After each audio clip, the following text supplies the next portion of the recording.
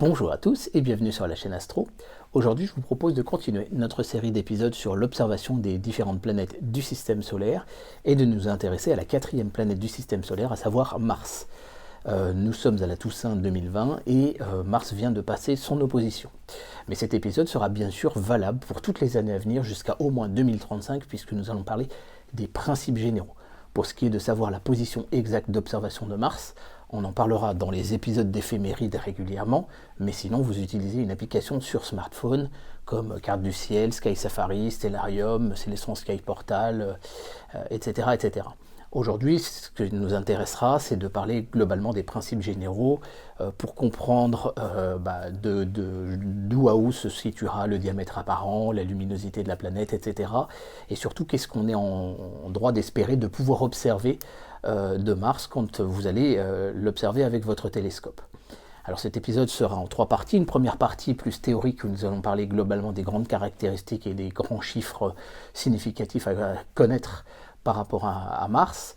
Dans un deuxième temps, nous utiliserons le site The Sky Live et le logiciel Sky Safari pour observer ensemble l'évolution de la Terre et de Mars pendant 15 ans, ce qui correspond à une période de résonance orbitale. Donc la Terre faisant 15 tours, quand Mars fait donc 8 tours seulement, et donc ce qui nous donne effectivement 8 oppositions sur la période. Donc ça nous amènera jusqu'à 2035, et de voir ensemble en fait jusqu'à quel point finalement la distance Terre-Mars peut varier, et donc en conséquence le diamètre apparent.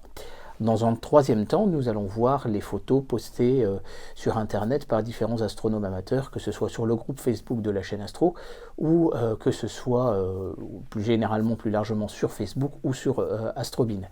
L'idée, c'est de voir à peu près, en fonction des différents setups, qu'est-ce que l'on peut espérer observer de Mars, quelque part entre guillemets un peu par budget croissant, mais ça peut nous donner une bonne idée de référence aussi quand vous voulez observer Mars avec votre instrument. Vous avez bien sûr des épisodes pour vous aider sur la chaîne, notamment les conseils pour l'observation planétaire, mais ça vous donnera quand même quelques idées de référence. Et c'est maintenant sur la chaîne Astro.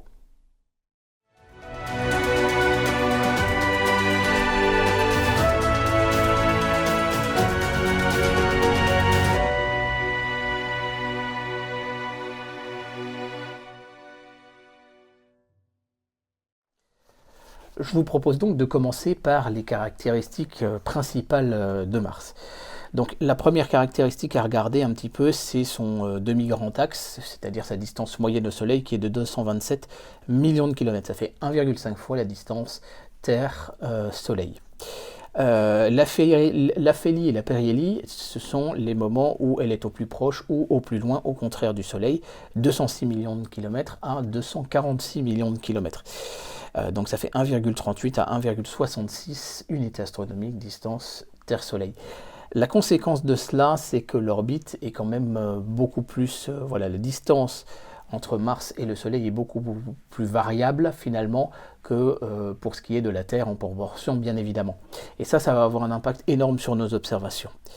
La deuxième chose à regarder, c'est la période de révolution. Sa période de révolution est de 686,8 jours, ça fait 1,88 ans. Mais surtout, ce qui va nous intéresser derrière, c'est la période synodique, c'est-à-dire l'intervalle de temps entre deux oppositions martiennes, c'est-à-dire c'est ce moment où on a le Soleil, la Terre et Mars sur une même ligne droite. Cet intervalle de temps, c'est 779,8 jours, ça fait 2,13 années.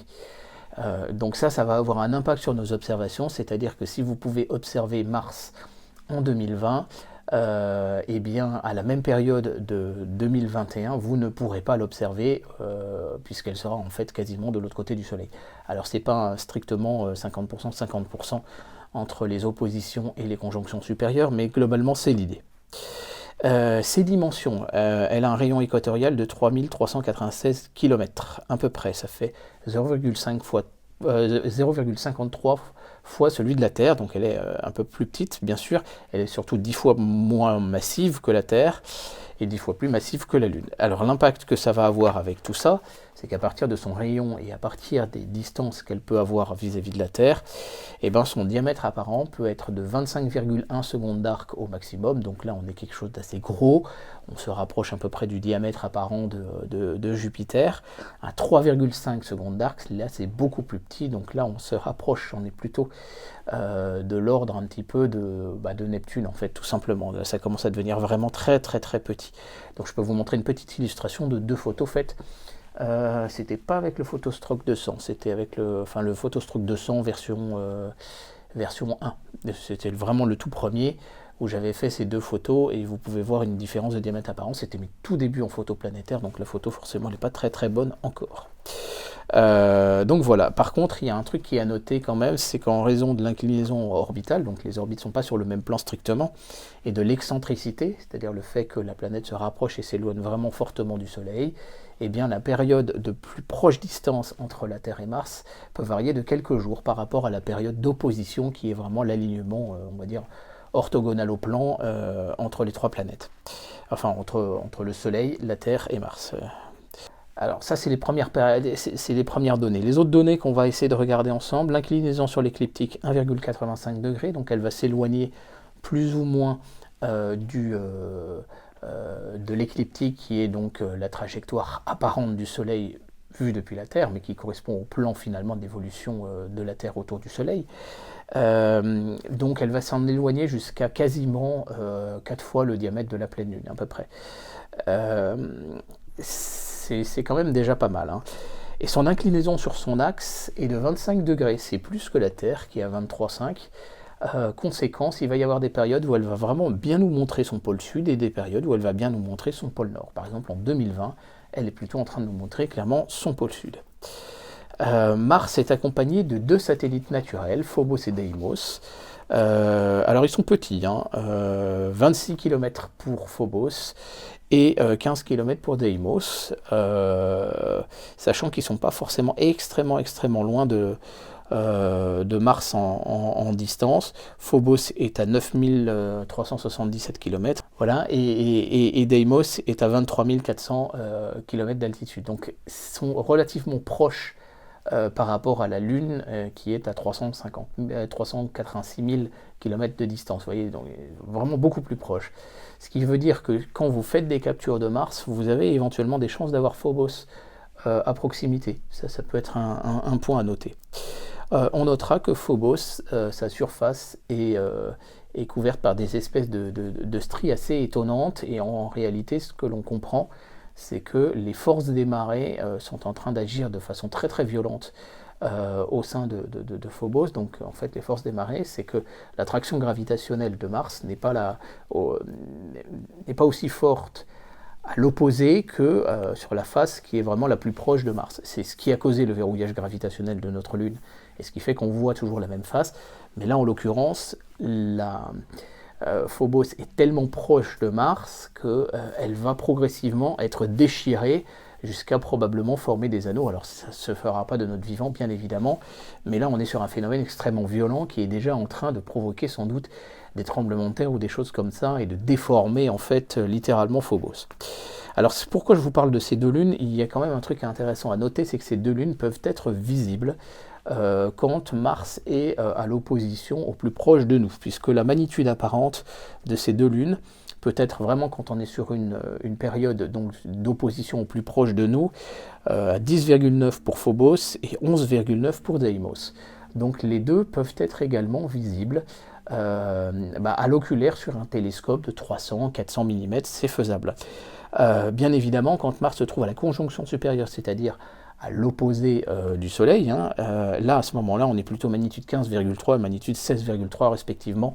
Donc là, bien évidemment, ça ne va plus être trop faisable. Les occultations mutuelles par les planètes sont quand même relativement rares. On notera 2079 avec Mercure. Donc c'est pas demain la veille. Alors bien évidemment, sa luminosité apparente peut être à moins 2,9 quand elle est vraiment au plus proche de la Terre, aux alentours de 55 millions de kilomètres à peu près. Elle va être plus lumineuse que Jupiter. Donc c'est un peu le cas cette année. c'était le cas et, également en 2018, elle était vraiment très très lumineuse. Donc ça, c'est pour vous dire que quand elle est dans le ciel, à partir du moment où vous savez globalement un peu, et vous utilisez une application sur smartphone, vous pouvez difficilement la louper très très clairement, elle est vraiment extrêmement lumineuse. Alors je n'ai pas réussi à trouver les informations sur les éventuelles occultations de Mars par la Lune, mais il y en a une assez récemment qui a été photographiée notamment par Thierry Legault. Je vous montre juste une photo et je vous mets le lien dans la description pour aller voir la vidéo sur sa chaîne YouTube. Elle est strictement bluffante parce qu'il s'est positionné volontairement pour que l'occultation soit partielle de Mars par la Lune, et c'est absolument stupéfiant de beauté. Des conjonctions et des occultations de planètes pour Mars, il y en a quand même un petit peu à venir. Si on se positionne entre 2020 et 2047, on avait 2020, le 23 mars, on avait un rapprochement avec Pluton. Alors bien évidemment, là, on n'était que sur une possibilité d'astrophotographie. Par contre, on va en avoir 4 avec Mars, donc 19 août 2021, 23 août 2032, 23 juillet 2036 et 29 juillet 2047. Donc là, on est sur des rapprochements, des séparations, 4,3 degrés, 0,1 degré le 23 août 2032. Là, ça commence à devenir très très proche, 2,3 et 4,1 degrés.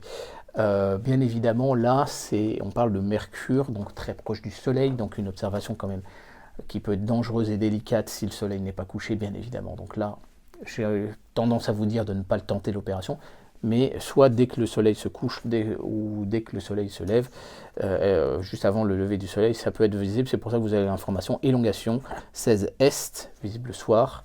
Non, oui, 16 est, visible le soir, 14 ouest, visible le matin. Donc voilà, puisque l'élongation, elle est voilà, à gauche ou à droite, enfin, vous aurez compris. Voilà donc pour ce qui est des caractéristiques théoriques de l'observation de Mars. Ensuite, il y a une chose qui est un petit peu intéressante à noter, c'est que comme il s'agit d'une planète extérieure à la Terre, il va y avoir un phénomène assez étonnant de boucle qui va se faire dans le ciel au moment où nous allons nous approcher de l'opposition avec une première immobilisation, ensuite l'opposition proprement dite, et une deuxième immobilisation par rapport à son évolution. Voilà, et vous savez que généralement les planètes se décalent un tout petit peu vers l'est, les planètes extérieures, hein, j'entends, mais globalement toutes les planètes se décalent un tout petit peu vers l'est dans la voûte céleste d'un jour sur l'autre. Le Soleil, c'est également le fait. Pourquoi ? Parce que la Terre tourne sur elle-même déjà dans ce sens-là, qui va faire ce phénomène de parallaxe apparente avec les autres astres du système solaire. Mais toutes les planètes extérieures du système solaire vont avoir ce phénomène un peu de pivot qui va se faire vis-à-vis des constellations en arrière. Donc si vous faites une photo de la même zone du ciel pendant toute cette période-là qui dure plusieurs semaines, hein, eh bien vous pourrez avoir cette espèce de boucle assez étonnante, et c'est la raison pour laquelle vous pouvez retrouver ce genre de boucle sur des applications sur smartphone quand vous tracez finalement la trajectoire apparente de la planète vis-à-vis donc des constellations. Alors, la donnée qui va avoir le plus d'impact sur notre observation véritablement, c'est clairement, et on l'a vu déjà sur les autres planètes extérieures, c'est la question de la période synodique. Donc je le répète, 779,8 jours, ça fait 2,135 années. Donc ça, c'est l'intervalle entre deux oppositions. Là-dessus, vous avez donc une résonance orbitale de 8 pour 15. Donc la Terre fait 15 tours quand Mars en fait 8. Et donc à partir de ce moment-là, je vous propose de regarder ensemble les trajectoires orbitales des deux planètes et d'essayer de comprendre l'impact de l'excentricité, notamment de l'orbite de Mars, puisque vous allez voir, la distance entre Mars et la Terre va être très très variable d'une année sur l'autre. La conséquence de cela, c'est que cette année 2020, Mars est encore assez grande en diamètre apparent. Dans 2 ans, il en sera également un petit peu de même pour 2022, mais déjà il y aura une réduction significative. Et ensuite, toutes les années qui vont suivre, Mars sera beaucoup plus petite jusqu'à être à simplement 13 secondes d'arc de diamètre apparent, alors que nous étions aux alentours de 24 secondes d'arc, 25 secondes d'arc il y a 2 ans et cette année. Donc là, ça va avoir un impact énorme, et c'est pourquoi 2020 est vraiment l'année ou jamais où il faut observer Mars. elle commence à monter un petit peu, etc. La chose aussi quand même un petit peu dommage, enfin un peu problématique, mais on ne peut rien y faire concernant l'observation de Mars, c'est que quand elle est au plus proche de nous, elle se trouve dans les constellations qui sont basses, des constellations du zodiaque, hein, la Balance, le Serpentaire, Scorpion, le Capricorne, le Verseau, etc. Le Sagittaire, j'avais oublié. Donc elle se trouve plutôt dans ces constellations-là quand elle est au plus proche de nous. Donc c'est le même type de paradoxe par rapport à l'observation du pôle Nord de Saturne. Et je vous propose de voir ça donc dans un logiciel. Je vous propose donc d'essayer de comprendre un petit peu le pourquoi de ces variations assez incroyables, donc d'une opposition à l'autre, du diamètre apparent de Mars, et nous allons commencer par l'opposition du 27 juillet 2018. Donc le 27 juillet 2018, vous pouvez voir que donc la Terre et Mars étaient assez rapprochés quand on regarde la configuration des orbites, donc je les ai placés volontairement voilà, sur la droite de cette vue du système solaire, donc du site The Sky Live. Ça nous donne une assez bonne idée, c'est pas strictement exact, mais ça nous donnera une bonne idée. Sur le smartphone, avec l'application Sky Safari, vous pouvez voir voilà, l'espèce de boucle assez caractéristique des oppositions des planètes supérieures, et en particulier de Mars. Et donc, vous pouvez voir également, ça c'est assez intéressant de le regarder ensemble, vous pouvez voir que l'on voyait le pôle sud de Mars et très légèrement le pôle nord, mais surtout quand même un peu plus le pôle sud. Donc si on y regarde bien, eh bien la planète était donc dans le Capricorne avec un diamètre apparent de 24,2 secondes d'arc. Elle était à 57,8 millions de kilomètres. On va se positionner à l'opposition suivante, celle du 13 octobre 2020. Donc pour ça, on a une animation qui nous permet d'avancer dessus.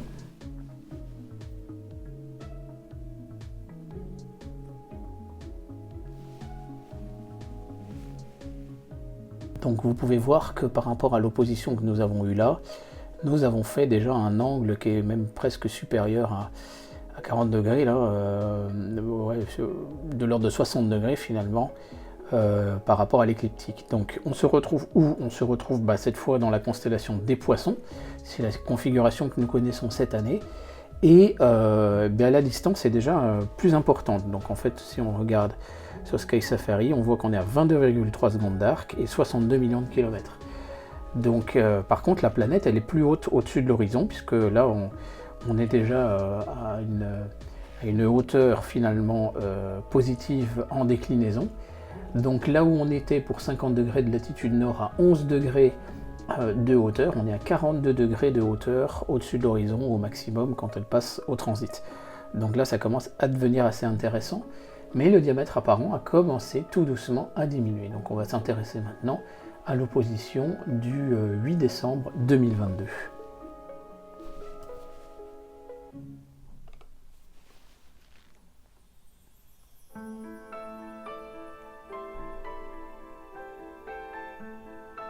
« 8 décembre 2022, vous pouvez voir qu'on a continué à avancer finalement, bien sûr en angle. La distance, elle est plus importante. Vous pouvez voir que cette fois, on est dans la constellation du Taureau. Donc, constellation du Taureau est une des constellations les plus hautes de l'écliptique, très clairement. Donc, on peut voir que la hauteur maximum au-dessus de l'horizon pour 50 degrés de latitude nord, c'est 60 degrés. Donc, ça, c'est quand même pas mal pour l'observation. Bien évidemment, on n'a quasiment pas besoin d'ADC. Et donc là, à ce moment-là, on se retrouve avec 17 secondes d'arc de diamètre apparent et 82 millions de kilomètres, donc on est quand même déjà beaucoup plus petit. L'opposition suivante, c'est le 16 janvier 2025.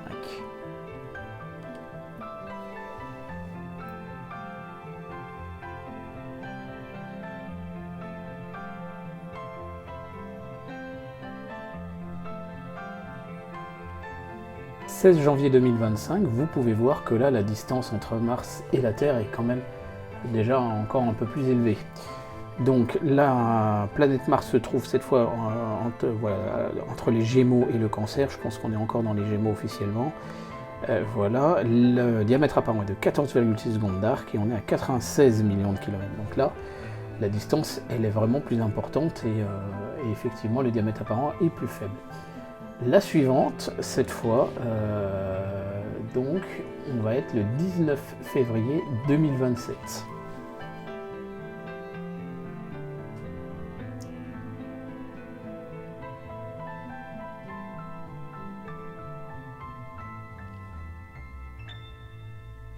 Le 19 février 2027, on a continué, voilà, le strict maximum, il doit être plutôt peut-être par là.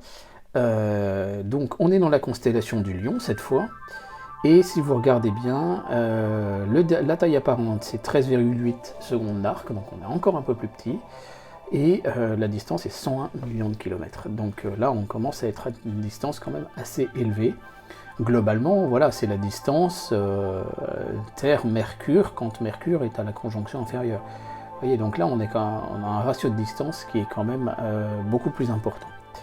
Si on s'intéresse à une vue zoomée de Mars cette fois, vous pouvez voir que c'est le pôle nord de la planète qui est visible. Et nous allons nous intéresser à l'opposition suivante, celle du 25 mars 2029.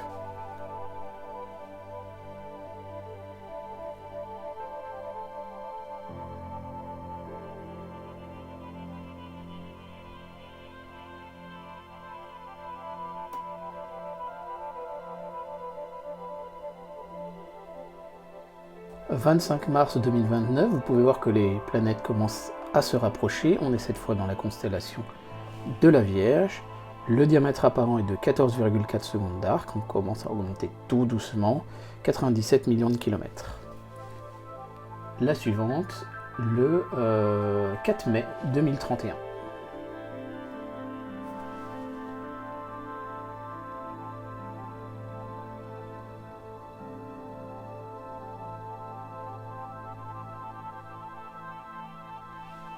« 4 mai 2031, vous pouvez voir qu'on est cette fois dans la constellation de la Balance et que là, à ce moment-là, les planètes continuent de se rapprocher. Donc, on peut regarder, on a un diamètre apparent de 16,8 secondes d'arc, on va avoir une distance de 83 millions de kilomètres.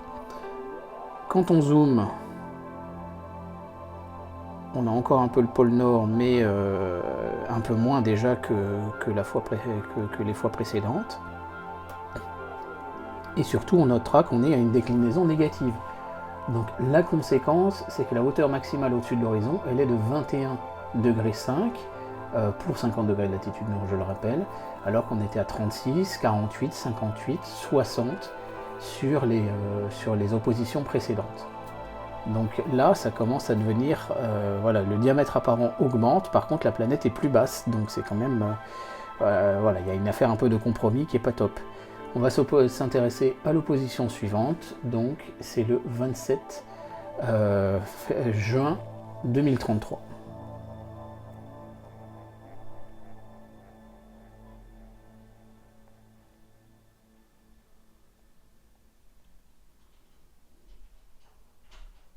« 27 juin 2033, vous pouvez constater que les deux planètes se rapprochent quand même plus, bien sûr.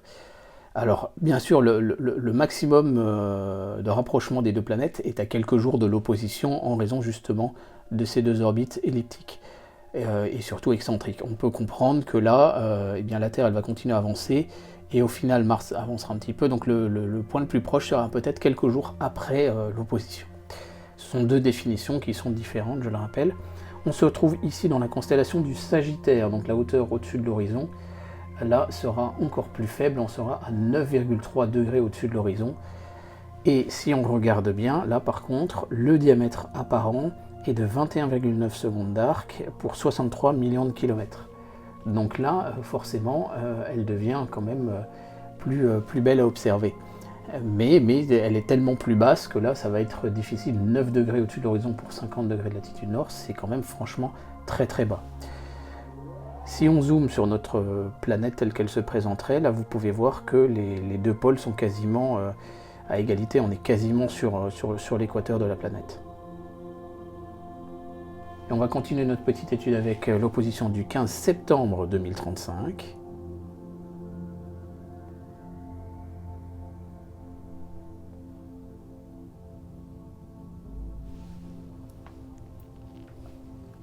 15 septembre 2035. On se trouve ici. Je rappelle que donc l'opposition de 2008, de 2018, on était plutôt ici. Donc vous voyez que on n'a pas fait strictement là en l'espace de 15 ans, on n'est pas revenu strictement à la même position. Donc là, ici, on est dans la constellation c'est pas les poissons, c'est le Verseau. Il y a une erreur hein, dans l'application Sky Safari. Le diamètre apparent de 24,5 secondes d'arc pour une distance de 57 millions de kilomètres. Et donc là, qu'est-ce qu'on remarque? C'est que la hauteur maximale pour 50 degrés au-dessus de l'horizon, elle est de 28 degrés au-dessus de l'horizon. Donc vous voyez que même si la période vraiment idéale pour observer Mars se trouve finalement tous les 2 ans et quelques, en réalité on s'aperçoit bien qu'à chaque fois, au fur et à mesure, la distance minimale peut varier et donc le diamètre apparent peut varier entre 23 secondes d'arc, 24 secondes d'arc et 13,8 secondes d'arc. On est quasiment à la moitié finalement ce que l'on retrouve dans les distances relatives des orbites d'une fois sur l'autre. Malheureusement, pour les habitants de l'hémisphère nord, la phase où la planète Mars est vraiment au plus proche, c'est la phase où elle est vraiment au plus bas sur l'écliptique, enfin au plus bas dans la voûte céleste, puisqu'on est sur les constellations du Capricorne, du Sagittaire, du Verseau, et surtout le Serpentaire et le Scorpion. Donc c'est le paradoxe et la difficulté avec l'observation de Mars. Elle se trouve que quand elle est au plus proche, elle est généralement au plus basse. Voilà, donc maintenant que vous savez à quoi vous attendre à peu près aussi également sur l'orientation pôle nord, pôle sud de Mars, je vous propose de voir maintenant qu'est-ce que l'on peut espérer voir un peu comme détail sur sa surface. Donc Mars est une planète principalement désertique avec une atmosphère très ténue, mais atmosphère qui peut nous donner lieu à 2 phénomènes. Le premier, ce sont des nuages légèrement bleutés, et le deuxième, ce sont éventuellement des tempêtes de sable comme nous l'avons connu il y a 2 ans, donc 2018, l'opposition de 2018, où on n'a pas été franchement très verni parce qu'elle était très proche de la Terre, mais cette tempête assez violente a fait qu'on ne pouvait pas observer de détails sur sa surface. Même le télescope spatial Hubble, c'est l'image que je vous montre à l'écran, ne permettait pas de distinguer énormément de détails.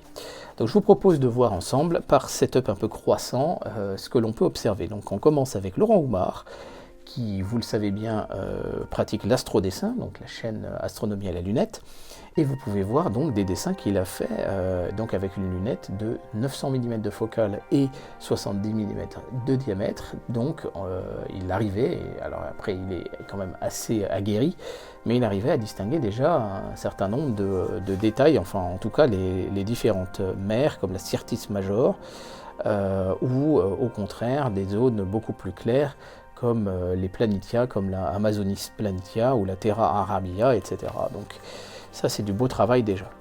On va continuer maintenant avec un télescope assez répandu chez les astronomes amateurs. Il s'agit des 157-150 avec Anthony Farr, qui nous a fait une photo dans laquelle on peut distinguer déjà le mont Olympe, Olympus Mons. N'oubliez pas que tout le monde n'est pas égal devant les conditions aussi atmosphériques, je pense en particulier à la question de la turbulence, et donc il est difficile de dire, de juger des compétences relatives des uns et des autres, puis ensuite il y a le traitement logiciel qui peut avoir un impact considérable. On va continuer toujours avec un 157-150 avec Werner Stumpferl, donc un Allemand qui a fait des photos absolument remarquables postées sur Astrobin, dans laquelle il nous montre vraiment des très beaux détails aussi sur la surface de Mars. Avec une lunette 80 ED, on aurait tendance à croire que des lunettes 80 ED avec un rapport focal sur diamètre à 6, on ne peut pas forcément faire grand chose, surtout que le diamètre est quand même assez modeste. Et bien je peux vous montrer cette photo de Dariusz Kozaczek, donc de la chaîne DK Astronomie, qui à l'occasion d'un live nous a fait, pas plus tard qu'hier soir tout simplement, une capture de Mars avec sa lunette 80 ED et qui nous montre déjà des détails assez intéressants. On peut y distinguer les nuages des pôles, etc. Donc le pôle sud de Mars est actuellement effectivement recouvert d'une givre de CO2. Ce n'est pas du givre d'eau comme on pourrait croire, ce n'est pas de la glace d'eau, c'est vraiment du givre de CO2. Voilà. On va continuer à monter un petit peu en diamètre avec des Maksutov 127. Alors Simon Labergère, Je vous propose de continuer avec les télescopes Maksutov 127 qui sont des bons instruments pour l'observation et la photo planétaire. Donc Simon Labergère déjà dans un premier temps qui nous montre déjà une belle photo et Thomas Ragon également, postés toutes les deux sur le groupe Facebook de la chaîne. Donc des photos qui montrent déjà une bonne idée de ce que l'on peut observer. Alors une petite explication importante, les photos font un traitement qui va récupérer clairement les meilleurs moments de la prise de vue et en plus de ça vont lui donner un peu plus de netteté. Donc les photos vont sublimer un petit peu le rendu à l'œil, mais néanmoins quand on observe à l'œil on peut avoir des petits flashs très très courts de netteté et c'est quand même c'est pour ça que les photos sont quand même assez représentatives aussi de ce que donne le visuel. Voilà. Avec un Dobson 200 mm 200-1200 Go2, Mathieu Bailly-Granvaux nous offre cette photo aussi de Mars qui est vraiment très intéressante. Comme quoi les Dobson peuvent être une bonne possibilité de faire de la photo planétaire quand ils sont équipés d'un Go2, bon, on en a déjà parlé dessus. Avec un Newton 200, Alexandre Lhomme nous propose cette photo. Avec un Maksutov 180, Thierry Soulignac nous propose ces différentes photos. Là aussi, du très beau travail encore. Donc le Maksutov 180, c'est un télescope qui est quand même une référence en imagerie planétaire. Et Lionel Guillonnet, lui, voilà, nous propose déjà de voir le comparatif avant-après de la tempête de 2018. Donc on peut voir vraiment qu'on avait perdu énormément en résolution. Il nous montre également les nuages de Mars et il nous montre également Deimos à proximité donc de Mars. Donc ça veut dire que si vous élargissez le champ de capture de votre planète, vous pouvez espérer avoir Deimos et quelquefois vous pouvez avoir Phobos qui est beaucoup plus proche.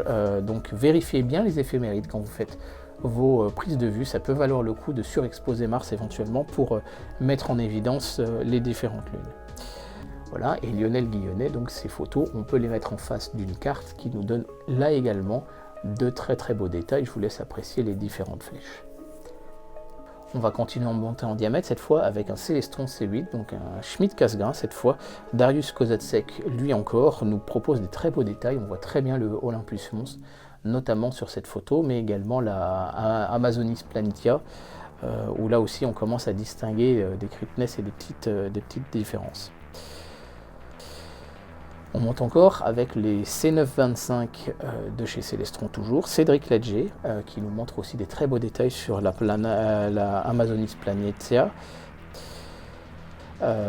et Michel Léost, là aussi des très très beaux détails avec les nuages, donc là aussi bravo à tous les deux.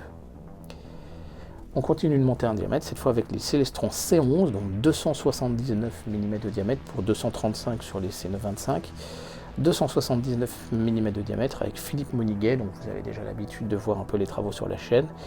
La rotation de Mars dans un premier temps, une évolution de son diamètre à travers les semaines, puisque je vous ai dit que Mars était clairement la planète qui nous proposait le plus de variations entre son diamètre apparent, puisque de 25 à 3,5 secondes d'arc, il y a quand même un delta qui est quand même assez conséquent. Et puis enfin des détails bien évidemment sur la surface. Bravo à toi Philippe. Toujours avec un C11 cette fois à la bouchée, donc de la région Pas-de-Calais, et qui nous montre également des très beaux détails sur la surface de Mars. On va continuer maintenant avec un télescope un peu plus grand encore en diamètre, cette fois un Schmidt-Cassegrain de chez Meade de 300 mm de diamètre, Robert Casillac, un expert de la photo planétaire et un habitué de Saint-Véran que je salue. Donc une évolution de son diamètre apparent dans le temps, déjà c'est des photos qu'il a fait sur apparemment il y a quelques années, et surtout des détails magnifiques sur ces différentes prises de vue. Ce qui est assez intéressant, c'est qu'il l'a prise en différentes configurations angulaires, ce qui nous permet en fait de pouvoir les mettre en face de cette carte de la surface de Mars et de pouvoir apprécier différents détails caractéristiques. Donc là vraiment très très intéressant effectivement de pouvoir apprécier différents détails sur la surface de Mars. Enfin, je vous propose de terminer avec les photos faites donc par moi-même sur le télescope Ritchey Chrétien de 500 mm de l'Observatoire de Saint-Véran. Vous avez déjà vu les images, vous avez vu les rotations, déjà les 2 fois rotation sur 1 heure qui nous montrent des détails franchement assez sympas. Et en fait, ces 2 photos, nous pouvons les remettre en face de la même carte et de tracer les différentes zones caractéristiques à observer. Donc nous pouvons observer bien sûr au sud la calotte polaire sud. Juste au-dessus, nous pouvons voir la Argir planitia, bien sûr, d'un côté, la marée Sirenum de l'autre côté. Nous pouvons voir les Valles Marineris, qui sont 2 énormes rifts absolument incroyables sur la surface de Mars, et on a quand même des beaux détails dessus. Nous pouvons voir le volcan Tharsis, le volcan Olympus Mons, bien sûr, très célèbre, sur lequel on a quand même quelques beaux détails. Alors Olympus Mons, c'est important de dire quand même, il fait la taille de la France, et il fait 23 km d'altitude à peu près. On peut voir également la Amazonis planitia. Également, on devinera la Arcadia planitia en haut à gauche. Et puis nous allons avoir la Crise planitia et la Acidalia planitia également sur l'une des 2 photos. Voilà donc pour ce qui est de l'observation de Mars avec des détails absolument stupéfiants quand le matériel est là, bien évidemment quand les conditions météo sont là. Donc vous voyez que Mars est une planète très très intéressante parce que c'est finalement la planète qui nous offrira le plus de détails sur sa surface réellement.